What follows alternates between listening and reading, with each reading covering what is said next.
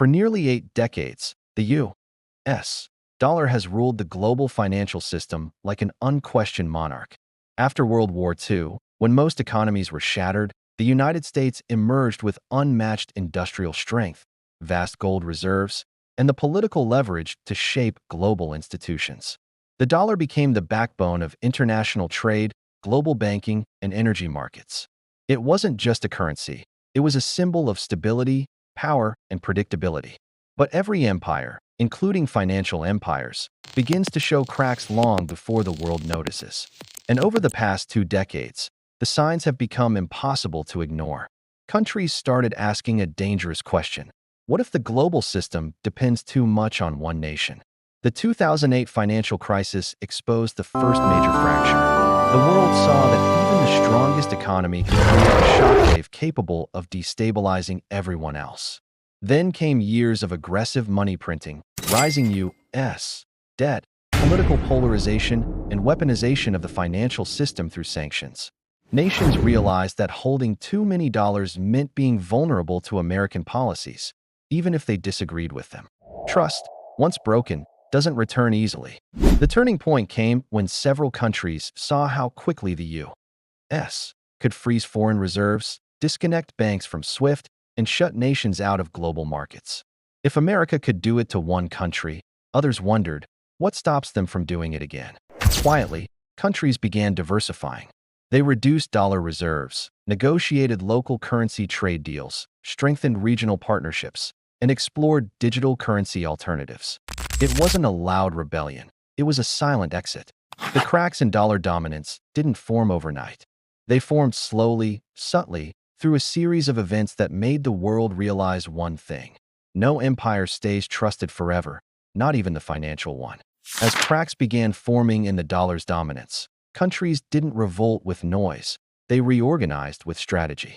Instead of confronting the U.S. directly, a new era of silent alliances and alternative financial networks began to form behind closed doors. Nations started building systems that could function with the dollar, without the dollar, or against it if necessary. The most visible shift came from emerging economic powers. China accelerated the internationalization of the yuan, building payment systems like CIPS to rival SWIFT. Russia strengthened trade agreements in local currencies to protect itself against sanctions. India, the Middle East, Brazil, South Africa, and many Southeast Asian nations quietly expanded their currency swap agreements, enabling bilateral trade without touching the dollar. This wasn't just economic policy, it was survival planning. Then came the BRICS expansion. What began as a small economic bloc transformed into a potential counterweight to Western financial influence. Many BRICS members started discussing shared reserve currencies, commodity-backed digital money, and joint financial systems that would reduce dependence on U.S. banks. Individually, these countries might not challenge the dollar, but collectively, they represent a massive portion of the world's population, energy supply, manufacturing output, and natural resources. Meanwhile, regional groups in Africa, Latin America, and the Middle East explored similar paths.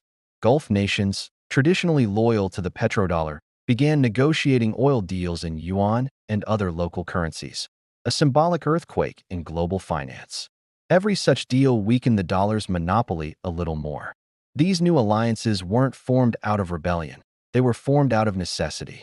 Nations wanted resilience. They wanted sovereignty. They wanted insurance against a system where a single country holds the master switch.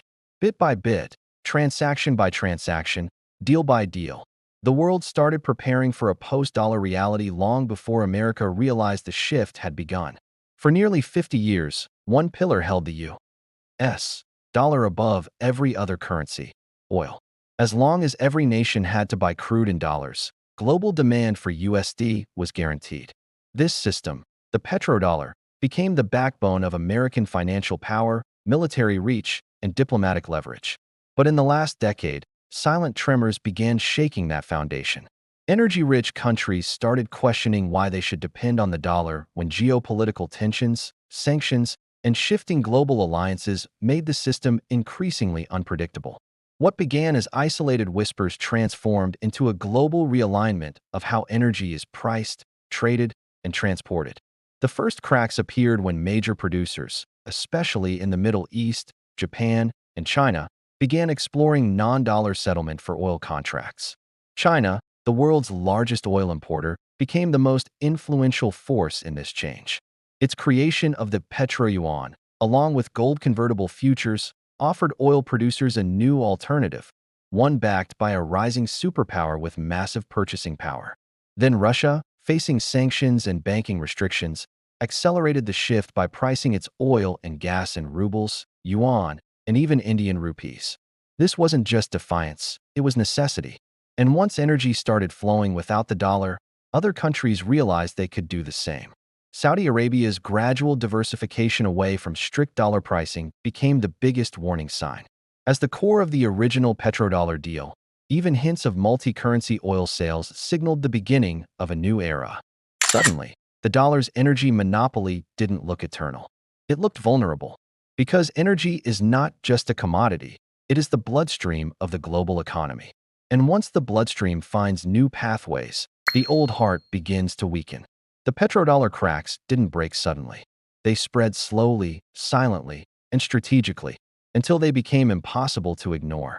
For decades, the global financial system revolved around Western institutions, the IMF, the World Bank, and the SWIFT network. These weren't just economic tools, they were instruments of influence, control, and diplomacy. If a country stepped out of line, access to credit, transactions, or global markets could be restricted with a single policy decision. But over time, rising powers grew tired of depending on a system they didn't control. This frustration eventually evolved into something far bigger, BRICS Plus, a coalition determined to build an alternative world order.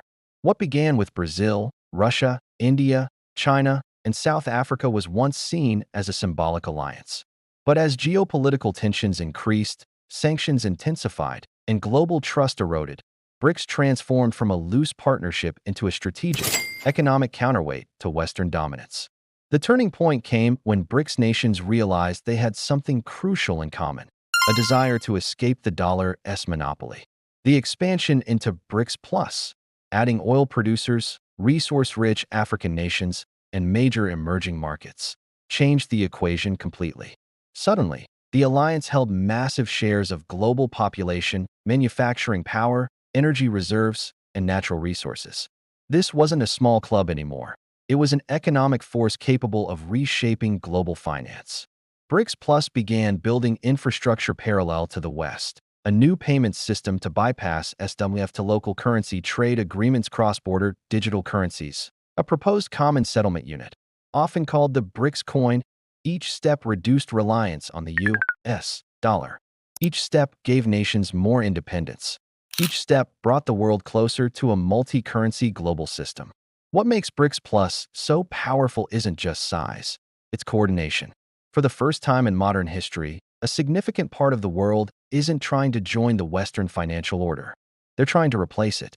For nearly a century, the US dollar has been the backbone of the global economy, the currency used for trade, loans, commodities, savings, and international settlements. But dollar dominance was never guaranteed. It was maintained through military strength, global trust, and America's reputation as the safest place to store wealth. Now, all three foundations are quietly eroding. Countries are no longer asking, should we reduce dollar dependency? They're asking, how fast can we exit? The reasons are clear. Sanctions have turned the dollar into a geopolitical weapon. Debt levels have reached historic highs. America's political climate appears increasingly unstable. And emerging powers no longer want a single nation deciding the rules of global money. But the death of the dollar isn't dramatic. It's slow, silent, and systematic. Nations aren't dumping the dollar overnight.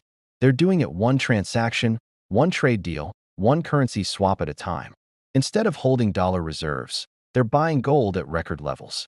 Instead of borrowing from Western banks, they're turning to regional alliances. Instead of using SWIFT, they're developing alternative payment networks. The shift is happening like tectonic plates moving beneath the earth, invisible until the earthquake arrives. The dollar won't disappear.